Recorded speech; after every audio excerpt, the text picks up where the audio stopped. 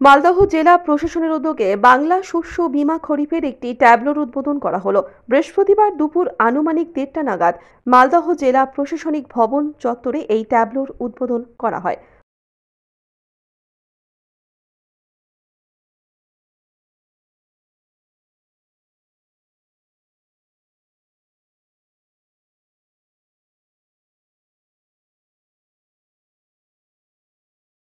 উদ্বোধন করেন মালদহ জেলা পরিষদের সভাধিপতি লিপিকা বর্মন ঘোষ।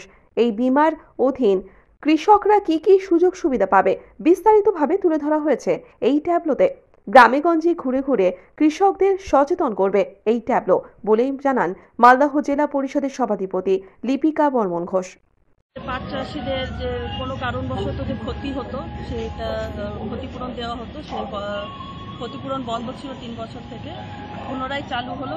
বাংলা শস্য বীমা থেকে তারা অ্যাপ্লাই করতে পারবে এবং এইটা আমাদের ব্লকে কালিয়াচক 1, 2, 3, মানিকচক, হরিশ্চন্দ্রপুর 1, 2, রতুয়া 1, 2 এবং চাঁচল 1, 2 এ এই ট্যাবলোর মাধ্যমে প্রচার বেরিয়েছে।